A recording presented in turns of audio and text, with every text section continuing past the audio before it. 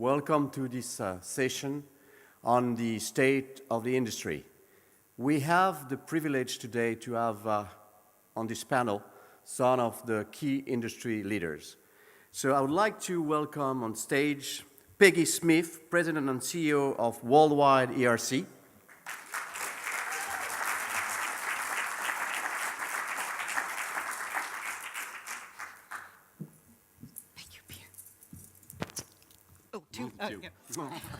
Americans. I would like to welcome to the stage Terry Head, President of IAM, the U.S. International Moving Association.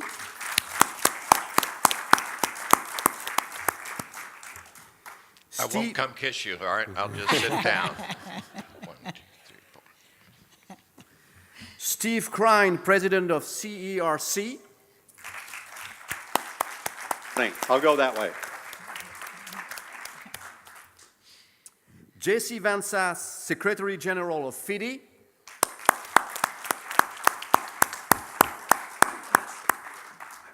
Last but not least, Mr. Tad Zulinden, which I will not introduce.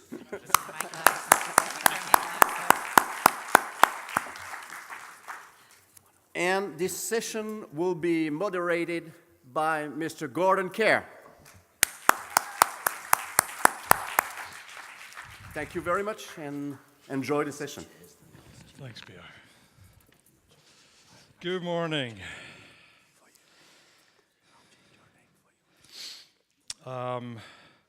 As you may know, I'm the legal advisor to Eura, which means that I get very excited about reading things like the GDPR, which is why I'm not one of the panelists. I'm just facilitating this event this morning. We've got some great questions that we're going to throw around and discuss. We also will be involving everyone here because we've got some instant polling on the Eura app, so you may want to be prepared for that. And there'll also be an opportunity, if time is available at the end, to get questions from the audience to put to our panelists. But let's start with an easy introduction. I think everyone knows who everyone is, but feel free to flesh that out in any way. But what I'd like each of you to do, starting with Peggy, is describe for us what are the current issues that you're seeing your members and your organization putting top of their agenda, whether these are positive or negative. Peggy, what's your thinking on that?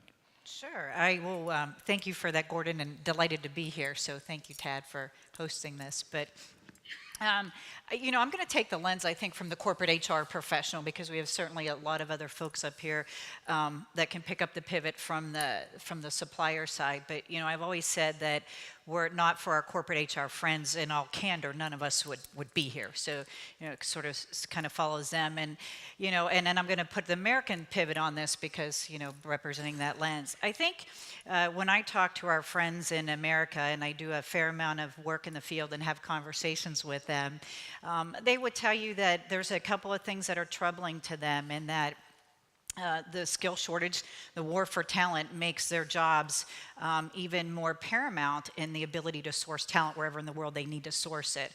But when you layer on top of that some of the challenges that are affected as a result of policy or geopolitical things, it becomes even more difficult for them to be able to adjust as rapidly as policies that are coming out, as they call it, Twitter diplomacy, sometimes in the US, right?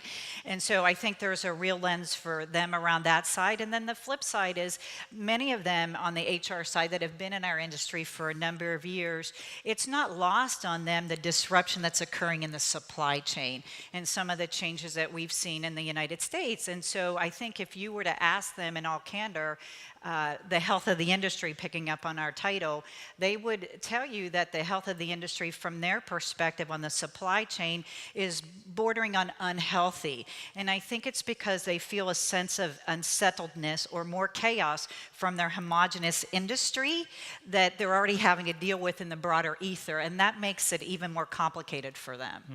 Thanks. So. That's very interesting. Jesse, what's your sense of things? It will be the mover's perspective in this case, obviously, and as we are a global organization, it will be kind of a global concerns and maybe challenges that they have. The things that are concerning my members, whether these are positive or negative, depends on themselves, obviously. Technology, certainly a big thing. It's not that we are a very technological industry, but we have to be now, so that's something that certainly concerns us. But again, you can see it as a great challenge, as a great advancement if you work on that. Compliance has been there for a long time. It will continue to be there, so that's also something that bothers them a little bit. But thirdly, I think most of it is the changing customer, and particularly the individual customer, where it used to be a career expat going from one location to another, dragging his or her family with them with a 40-foot container, maybe 2 40-foot containers. It is now a different kind of ball game for them. Mm-hmm. They have a couple of suitcases, and they are there for a short stay very often. They are after experiences rather than a career. So it's a completely different customer, and that is something that is certainly it's on their mind all the time. Yeah, no, that's interesting. Terry, how are you seeing things? Very similar. Like Jesse, my organization represents people in the moving industry, but not just movers. We also represent people that support the movers in the sense of insurance companies, ocean carriers, airlines, technology companies. It's the full gamut of people that are involved in our industry, but they all still share many of the same issues and challenges. The word is used a lot nowadays. They're all focused on being compliant. The first question is, to whom do I need to be compliant? It's amazing when you look at our industry. And I'll speak, as Peggy does, from a U.S. perspective, although 2/3, almost 3/4 of the IM members are located outside the U.S., but we are very centric to the U.S. My office is in the U.S. We deal a lot with the federal government and all the regulations that they have on the industry, and you'd be surprised how many they are. So it's not a matter of just being compliant, but knowing who you have to be compliant with. There are literally in the U.S. over a dozen agencies, federal agencies, that either have touch points or regulatory authority over the moving industry. And a typical mover doesn't even know who those agencies are, let alone what the regulations are. And in the current environment, under a new administration, a lot of those regulations are changing. Luckily, some of them are disappearing, but then others are coming in as well. The other challenge is, of course, as has been mentioned here, talent, but at a different level. Peggy's organizations are the STEM people, the scientists, the technologists, the engineers, the mathematicians. In my world, it's the labor. And when you have less than 4% unemployment in your country, moving is not something that people are gravitating to. Plus, it's a very cyclical business, seasonal. It's not year-round work, so we don't really draw a great number of people into the workforce, and that's becoming a bigger and bigger challenge for our industry. Yeah, thanks very much, Terry. Steve, from perspective of your members, any different issues, or are they similar? Well, I think it's a combination, and rather, it's a collision, really, of all of those things that are going on. We've got changing demographics, technology that's coming at us at breakneck speed, the issues around the environment, acts of violence, those things are growing. We've got a growth in protectionism in certain regions of the world. So all of this complexity and that we have today, that's causing huge disruption in the way in which people are trying to manage this issue around mobility. We have a growing skills shortage, particularly in the highly skilled. But I would echo what you just said, in that I get a Google feed every morning from around the world, every news, from many of the national newspapers, and they're all singing the same. They're all citing the same challenge. We were talking with the hotel manager here last week, just earlier this week, and they're struggling to find good people. And I think that's a global issue for us. Unemployment, we've not seen unemployment at this level in decades. The global unemployment rate today is between 5 and 10% on a global basis. Other countries, other nations, Canada, US, we've got unemployment rates that are hovering below 5%. So it is making it very, very difficult for people to find the skills, and then with all of these other things that are coming at them. The old methods of doing things and managing, they're out the window. We have to be innovative. We have to find new solutions. Yeah. So Tad, you've heard all this, and Yes. maybe there's nothing much to add, but I wonder from specifically a European DSP perspective, anything that's a little bit different here? I don't think there's anything that's particularly different in terms of what other people have said, but you started with those lovely 4 letters, GDPR, and I think that's something that people have somewhat, or do to a certain extent, obsess about at the moment. And I think that it's, from our perspective, we've been trying here at this conference to reassure people that they're not going to be taken out and shot at dawn or fined $20 million or euros. So I think that's a particularly important thing. I suppose the other elephant in the room in terms of Europe is Brexit, what's going to happen. And what's really interesting, we're not much further forward this year than this time last year. We do know a couple of things, and strangely, whenever they finally get together after squabbling, they seem to manage to agree things. So for Europe, hopefully will be okay. And I think, again, the whole thing about compliance, because you mentioned complying with different departments and whatever in the US. As DSPs, the smaller companies, they've got to comply not only with the actual rules themselves, but then they've got to comply up the supply chain, up to the RMCs. And very interestingly, one of the things that was said yesterday was like, all you RMCs put out films which we must make our staff all watch about anti-bribery. So, we get to watch 10 different versions of how people want anti-bribery treated. And isn't there a way of maybe reducing the amount of time spent, if you like, doing administrative things, and maybe more time out there working and developing their businesses? And the other thing is again, this whole business about talent, because you've got to find the right people to be running the DSPs, to be delivering the services. And I think that's something, as the group gets older, we need younger people. I've been involved in this for many, many, many years. And as I said yesterday, I started when I was 25. I'm a bit older now. And, there are other people who I've known all those years who are coming to the end of their lives in the business. And, we've got to maintain it and move forward. So. That's great. Well, what a great summary of the issues. So thank you all. The next issue we wanted to look at is one of exploring whether we have growth in global relocation activity, and in particular whether our industry is capturing that growth, if indeed growth is existing. Now, this is where we want to involve everyone. If you've got the Eura app, and I'm sure everyone here does, a question should come up now. Or if you go into the, so we wanted to ask a question, and people have already been answering it. This is fantastic. But if you haven't already answered it, this may be slightly premature. Yeah, that's great. People are now adding in their responses to this. So the question is, compared with 2 years ago, is your relocation business larger, smaller, about the same size. I will just give a moment or two for, oh yes, people are really getting the hang of this now.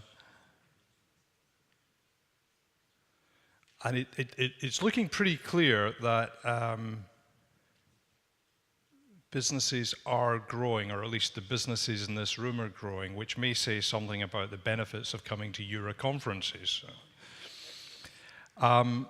Okay, let's move on to the next question, which is another way of looking at growth. And the question this time is, compared with 2 years ago, are you being requested to deliver relocation packages which are A, larger than before, B, meaner than before, or C, no change?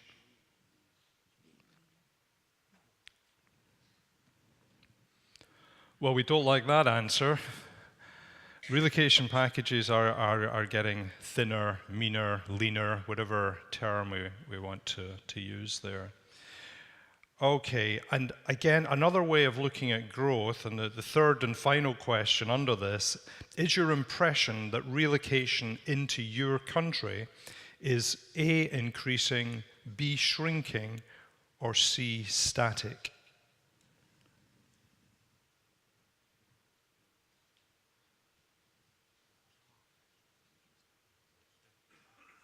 Okay, so the feeling is that, and again, these are impressions, that more relocation is coming into your individual countries. So we have 2 positive answers and 1 kind of negative answer in there. So let me now turn, and I'll start with Peggy again, and maybe Terry, you can add your thoughts here. Is the relocation and moving sector growing? And what are your members saying about growth? Yeah, and I think our members would echo what was yielded in the poll survey right there. I think the pivots is slightly different, which was also indicated there, is that they are leaner. So we're seeing, I think certainly more activity because of, I think it was Jesse that talked about this, that the employees really want an experience. The youth want an experience, and the only way to achieve that is through crossing a border. So we're absolutely seeing it grow in terms of volume. Nobody that I've spoken with in the field has indicated their move volume is down, but you have to dig a little bit further though and say, well, what constitutes a move now? And what's that suite of benefits that we're doing? And that it is continuing to, I think, be leaner, which is a challenge, I think, for our industry in terms of where margins are and how to make these investments we've talked about. Yeah. And Terry, from a moving perspective, would there be a similar reflection from you? I think very much so. My 2 takeaways from the responses to the polls were it echoed what we talked about in the beginning. It's down to talent. I don't care what level you're talking about, it's down to talent. If there's more work to be done, more work out there, it takes more talent to do it. And it's not just a matter of finding that talent, it's a matter of keeping that talent, training it, and once you put the training into it, making sure they stay with your firm versus move on to perhaps a competitor. So we're definitely seeing that in the industry. The other thing specific to the moving and storage industry, because margins are there, more people want more customers want more things for less, the margins are less. And our industry is responding in a number of different ways, but probably the primary way is through consolidation. Yeah. In the moving industry, groups are, whether it's a marketing group or actually somebody buying out or merging with another entity, that's how our industry is responding, getting rid of a lot of commonality in the back office, so the front office is more lean and mean, can do more business because you only need 1 accounting department for 50 branches versus 5 branches. Yeah. You only need 1, take no offense, 1 lawyer. It drives that, that mentality to run your business. It has to be leaner and meaner in order to take on more business and be as profitable as you were when you had good margins. Yeah. Do any of the other panelists have any different takes on that, Jesse? I can pretty much echo what Terry just said. The only thing that's changed for the moves specifically, I think, is the number of moves are going up. There's many more customers, the people are more mobile, so there's plenty of them around, but the moves are getting smaller. And that's significant, and particularly it's always been getting smaller in the past 10, 20 years, but particularly the last 3, 4 years, we see them getting smaller, which is a totally different approach for the movers to handle. Where in the past they would have a team of people handling 1,000 moves, they now have 1,200 moves to handle, but for the same revenue. And that actually requires the movers to think about how they build their margin, and that is something that can only change gradually. And only when you see the end results of a year, then you know that something has to change. Yeah. Okay, and right. Let me move on then to professionalism in our industry. And the way I tend to look at this is our industry a great place to work for young people? And so we've got another question we'd like to put out to you. And what we're saying here is, would you encourage, if a young person came to you for career advice, would you encourage that young person to take up a career in the relocation industry? And this is a straight yes or no. This is looking pretty positive. So all your children are working for you, I guess. Let me put this first to Tad, and then Jesse, perhaps you could add your thoughts. Are professional standards on the rise, or are we suffering in any way from the pressure on costs? Where do you think the balance lies in terms of feedback from your members, Tad? I think that we were getting a lot of feedback about if you wanted to do the MIM program. In the old days, it was all face-to-face, so not only was there the cost of going and doing the actual day's sessions, but there was a cost of getting airtime out of the office, etc. But now with our new web portal, we're loading the various MIM modules. The fourth one will be up later this year onto our web portal to enable people to actually do the training. And if they're not particularly interested in doing the qualifying bit at the end, it's free. So our reaction to comments about how expensive things are is to try and make it as cheap as possible. And now, in fact, you can do all 4 MIM modules and do the test at the end, and it'll cost you €200 for all 4 rather than 800. We're also developing other MIM plus topics for people who've already got the MIM, who want to learn more. You will be doing a special topic on GDPR. And everything else to do with law. Yeah, so. And everything else to do with law. But we're going to be doing more and more things like that so that members can drop in, can do training when they want to do it rather than when it's happening, as opposed to a webinar that you have to sit in front of at that particular moment. And they can pick and choose when they do it. They can pick and choose whether or not they take the test at the end, for which they obviously have to pay because we have some costs involved there. So we're going to put more and more stuff out there to help people. You said something about, so you've got all your children working for you. Well, that does happen quite a lot within the DSPs. There are quite a number of DSPs that have actually been taken over by the founders' children. So that's one way in which talent is rising through the DSP side of things. That's not just cheap labor now, is it? No, it's not. I employed all 3 of my children in my relocation business at one time, but... Well, it may have been cheap labor when they were sort of 8 and 9, but I expect... I expect nowadays they expect to be paid properly. Jesse, would you like to add anything to that? Yeah, certainly true what Tad is saying. I think, are we more professional? I think we are. I had the privilege to receive a number of our founding fathers of the FIDI Academy as well as FAME in our office just a few months ago for an interview we did. And their first reaction was how much more professional this is now. As you know, we have our FAME certification program, and I look at that program, which I went through myself 15 or whatever, how many years ago, for the first time. I remember very well, back then I saw it as a nuisance at first. It was like, oh, it's bothering me, so I need to do this, and I don't like it, but I'll have to go through it because it's mandatory, so let's do it. Once you're into it, you kind of see the benefits of it. You say, hang on, this is actually a great tool that you can use to make your company better. And only then comes the third stage, where you say, this is a commercial opportunity. This is how I can differentiate myself. And that is what we have reached in the past 15 years with our FAME program, to make our affiliates aware of the commercial opportunity of being certified and showing to your end customer, to your corporate customer, this is a serious business. And we are compliant with things that are included in our program. So yes, I think it certainly is we are more professional. If you, referring to the question you just put up on youngsters coming into the business, I'm going to be at the Young Movers Conference next week in Brussels, and we're going to have a panel discussion here. We're talking about subjects that we will bring forward, like, for example, what are the challenges of today? And we were listing all those, and in the end we said, hang on, we don't want to run them out of the room. This is going to be very scary for young people to see what are the challenges that are coming up to us.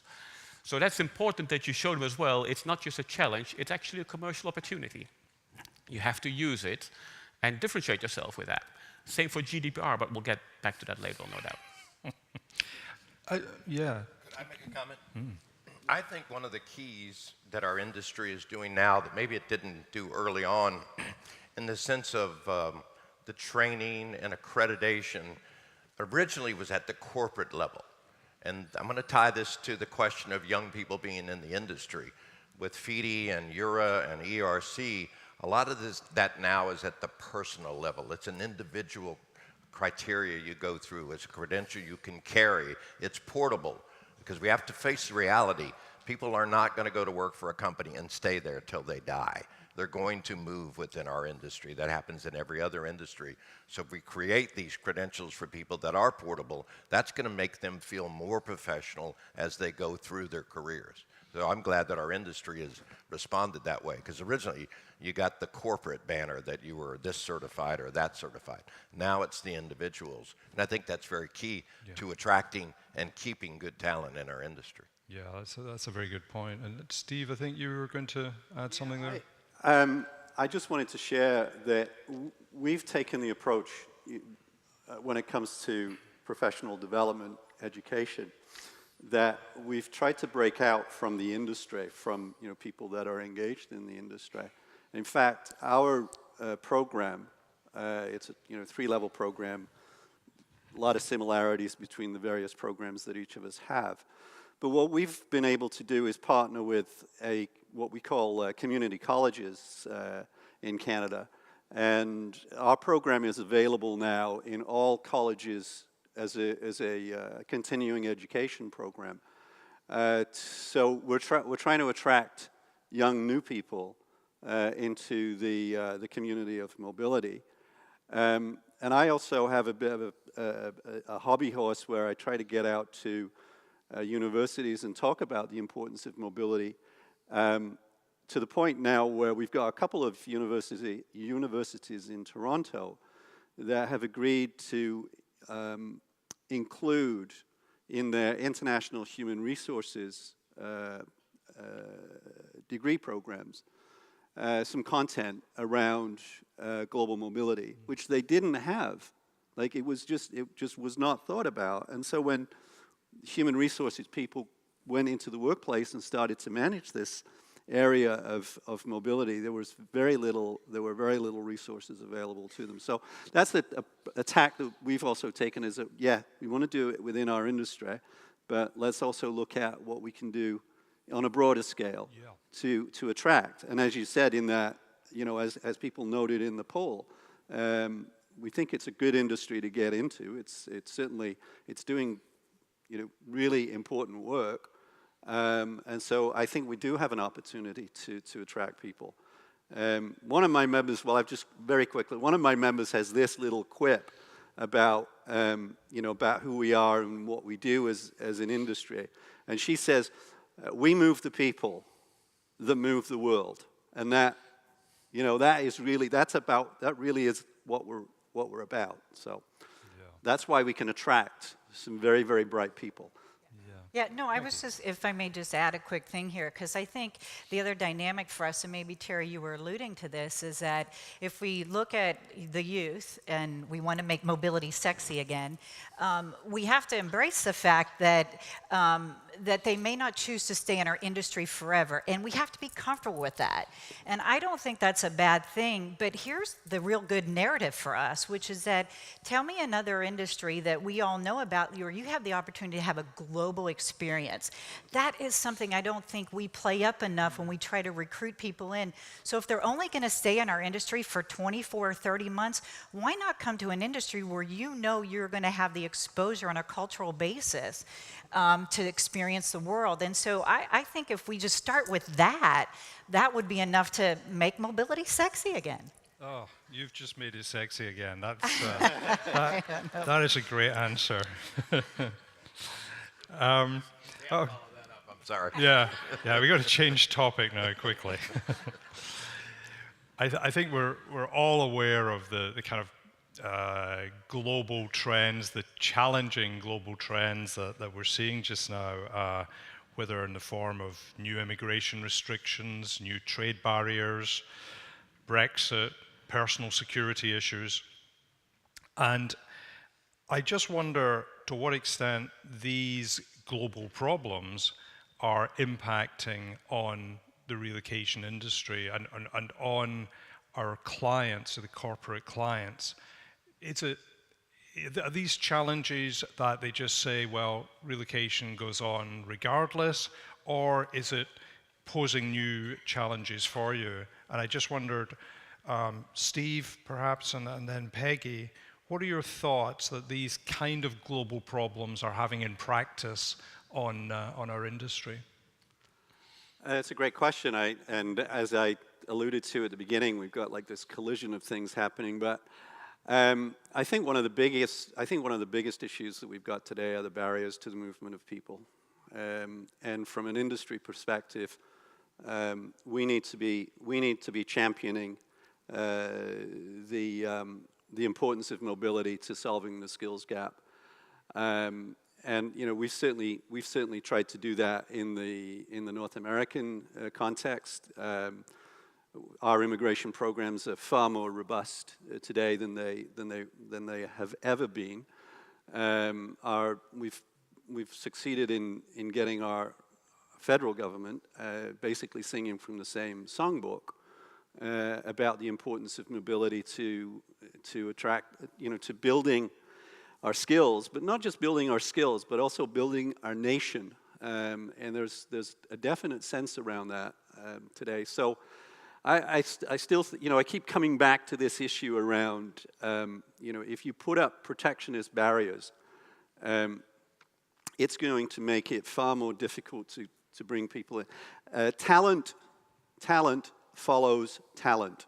People want to, you know, they will gravitate to the centers where other people with similar interests and values, etc., they will go to they will be attracted to those locations.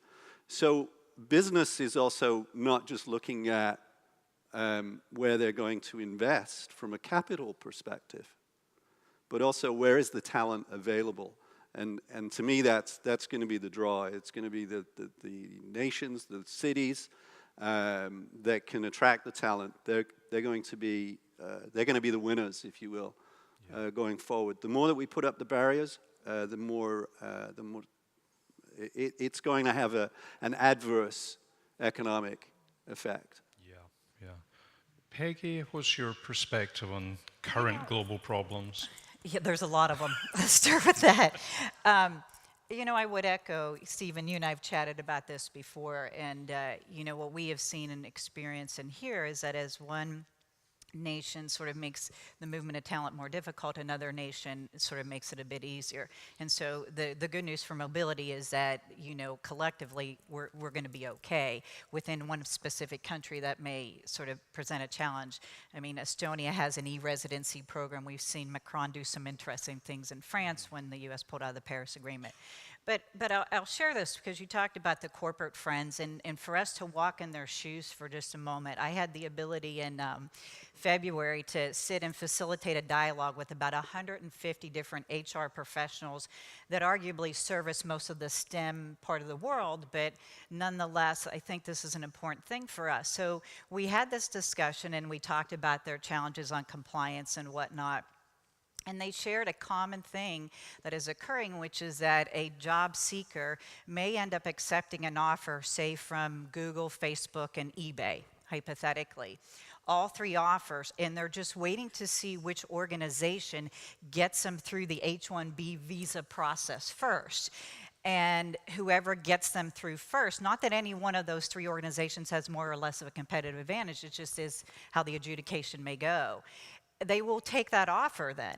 So that's great, but that process, as we know, is now taking longer. So let's say 6 months, I have John Doe who accepted an offer, but of course I'm Google and I don't know he accepted at Facebook and at eBay. So I get John Doe through the gauntlet, and guess what Facebook and eBay have to do? Not only did they lose the 6 months during adjudication, they're now set back even not, 3 to 4 to 5 months even before to go now and find somebody else to fill that role that they thought was full.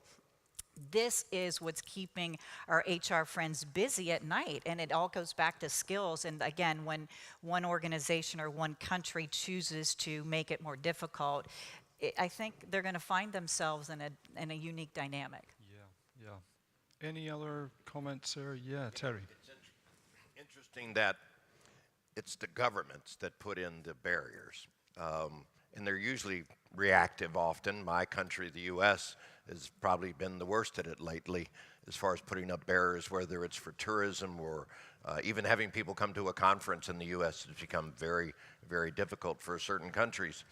So they're very quick to put in the regulation, but very slow to change or remove them, and that's a problem for our industry.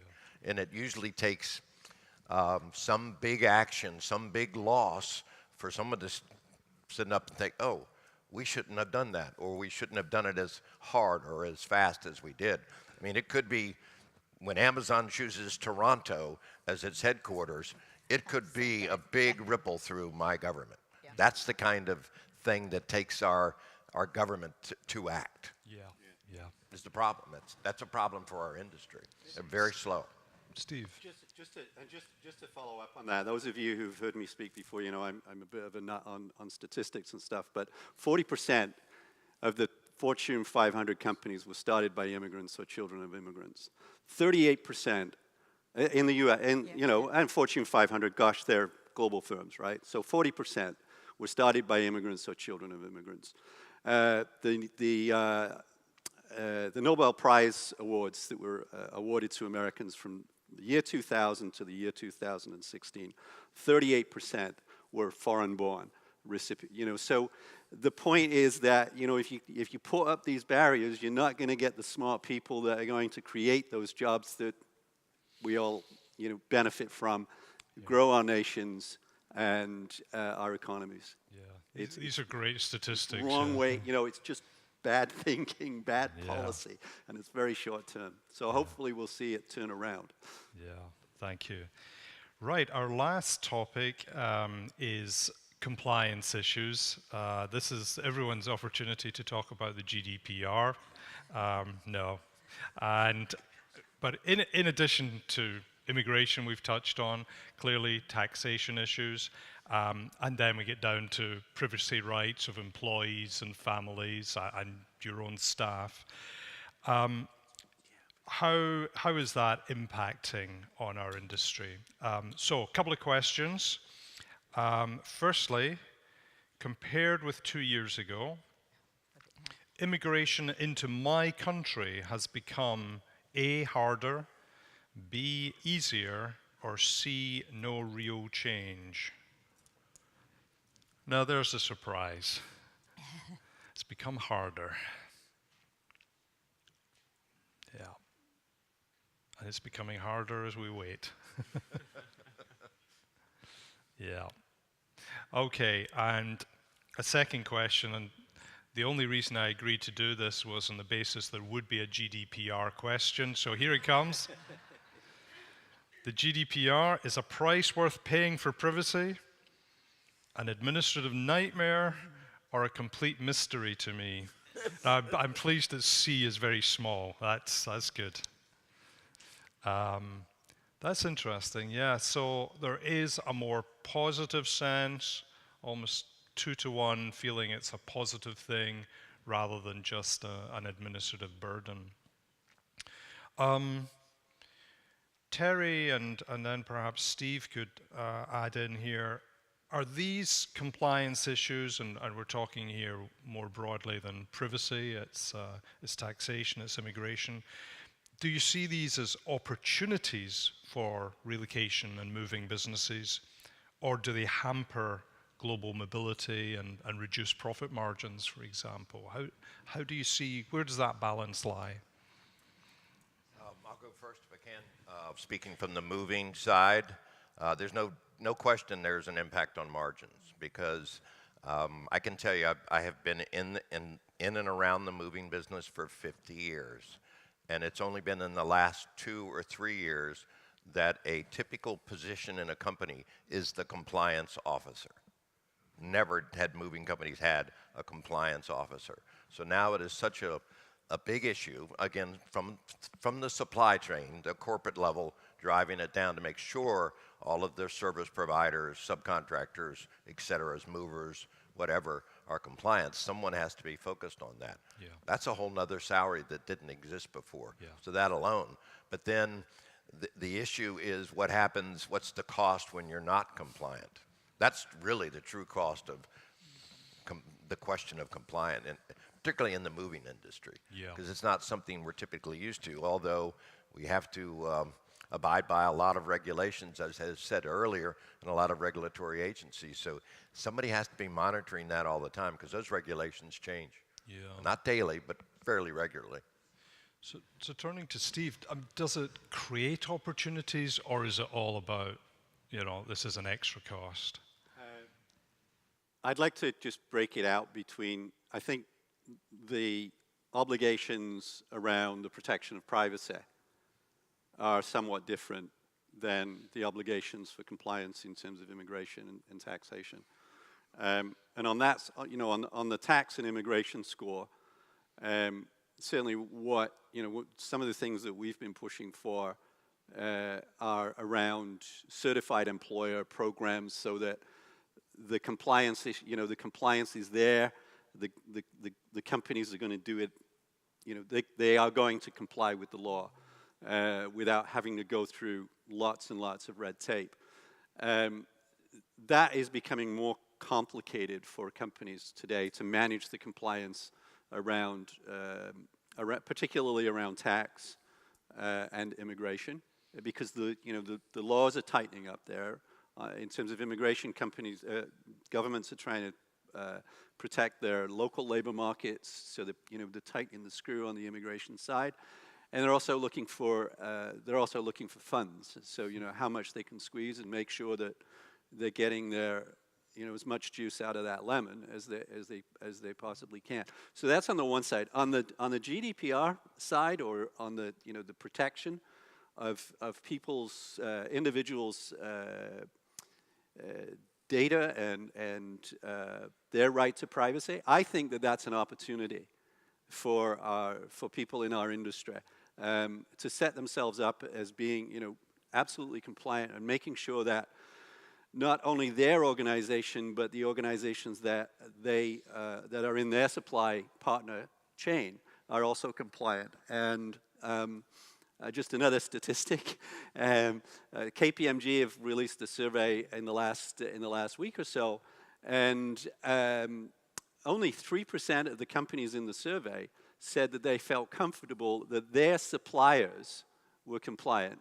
And so, I think that that's an opportunity for individuals to say, yes, I am compliant, and I only work with other companies that are compliant in this area. Hence, you have a competitive advantage. You have a differentiator, which I think is what the point that Terry was making as well. Interesting. I think if I could, it's a great opportunity for our organizations. As associations, we all have members. We all have membership directories. And within those directories, be they electronic or otherwise, people show that they're compliant. They show what their credentials are, their certifications, et cetera. So for us, it's become, we've developed a new tool that basically allows people to show that, but it's validated that they are certified or compliant. And that's what the supply chain needs, is a way to look and not just accept somebody's offer, but been validated that they are. Similar to what the FAME and the Eura Quality Seal is. I mean, it's exactly what our industry needs, and we as associations need to be able to show to the buying public, be it the consumer or the corporate entity. And Jesse. the industry associations play a role in that, obviously, as well. And it's funny how many questions we get nowadays at FIDI from our members saying, tell me how to do this. Do you have a template for me how to be GDPR compliant? And unfortunately, we have to tell them, well, we don't have that because we can't do that. It has to come from yourself in the end. But it's a question, a valid question that they put forward, because you have to remember that you have a number of members, and that counts for you as anybody else.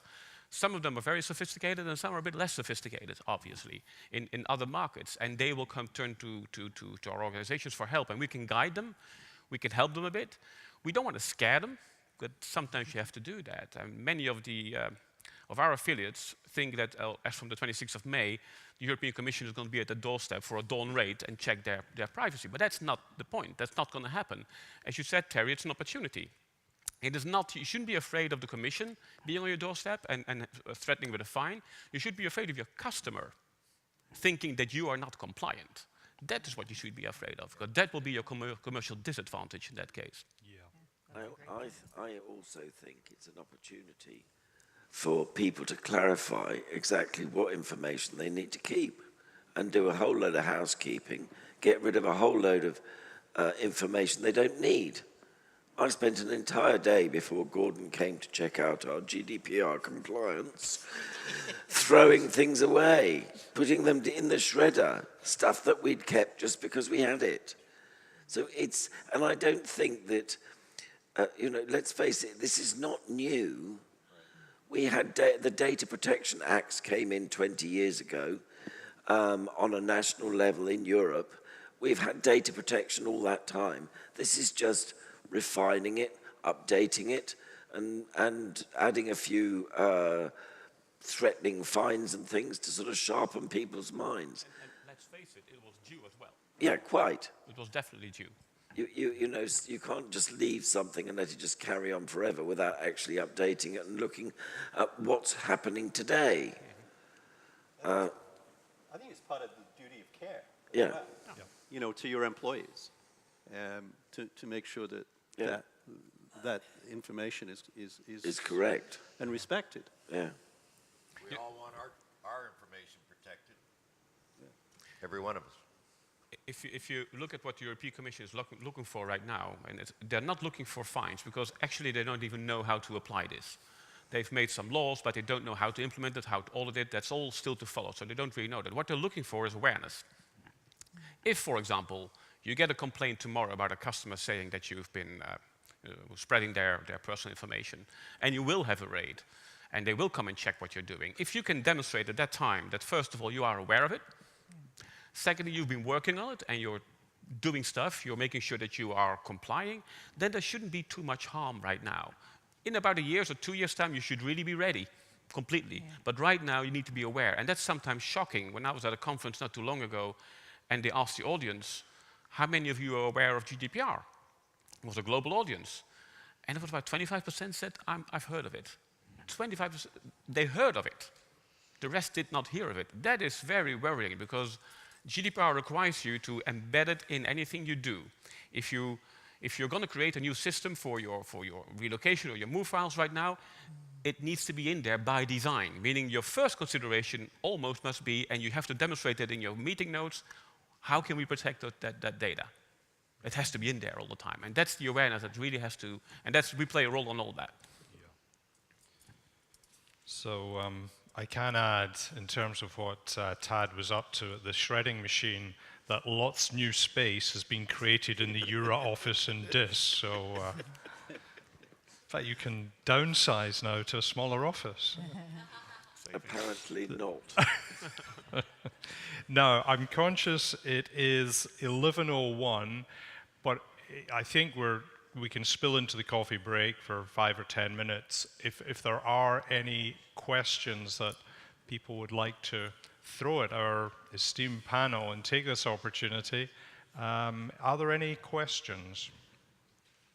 Yes. The mic is coming very quickly. Tracy. Hi. My question is for Jesse, Terry, and Peggy, maybe you as well. I've obviously seen this trend too of shipment sizes shrinking. Do you really see your organizations truly looking for the opportunities in that? With the smaller shipments, it's funny. One of the better conversations I had at this conference here was just about that very subject, in the sense that a lot of movers have geared up for the big moves, 15,000 pounds, 20,000 pounds. That's not what we're seeing. That's not what our customer has nowadays, with the millennials becoming more mobile, taking the positions, less full families, single, appointees overseas. The shipments are definitely smaller. The stuff in shipments are smaller. People don't have big stereo systems anymore. People don't have books anymore. It's all in their phone or their iPad. So just the nature of what goes into a household goods shipment has changed. And the manner in which we go after those shipments, a lot of people are gearing up, doing much more in the way of smaller shipments, specialties, groupage shipments, et cetera, combining it. It's changing the way we're moving those shipments, as well as the way we're marketing to those shipments as well. Definitely happening in our industry. Some people are at the forefront of it. Others will come later on once they realize they're not getting that business, and somebody else is, because they've gone after it. I totally agree with what you just said. The role we play as an industry association is we can't get into your offices and tell you how to do the moves and how to calculate your moves. The only thing we can do is bring you information and raise the awareness on how things are changing for the industry. And by making sure that the services that we offer, that they also encompass those new type of moves, those short assignments, etc., and how that will work out. The thing with the smaller shipments, and it's funny that you should say that, I kind of thought as people get older, maybe they will become, attached to their worldly goods again, and they want that stuff to be moved around. So it's going to change again when they get older. And I questioned one of the people in my office, and she's relatively young. And I said, look, you must be feeling homey somewhere. So when you have a home, you got to have furniture, you're going to be attached to that one day. And so I asked her, where's your home? What is your home? She says, where my iPhone charges. Oh, I like that. Okay, well, that's good to know. So we can move your Could be the iPhone, and we'll do that bathroom. really good. But yes, it's an awareness that we have to create. And maybe it will change. I'm not convinced yet. Maybe it will change as those millennials get older. Maybe their profile will change again. Give her 10 years and ask her the same question. Yes. Yeah. Hopefully, it will be. Give her 10 years and ask her the same question. Absolutely. And you know what she's going to answer? Well, I'll do 3D printing on the other side. Exactly. Yeah, exactly. I'll 3D print my house. Big deal. I thought you were going to say she'll pop along to IKEA. So I think we've probably got time for one more question. Do we have another question? No. We've answered everything. There you go. Yeah. We've Well, answered. you have answered everything, so thank you so much. And Thank you. yeah, you very much. join Thank me. you. Thank you, panel. Well done.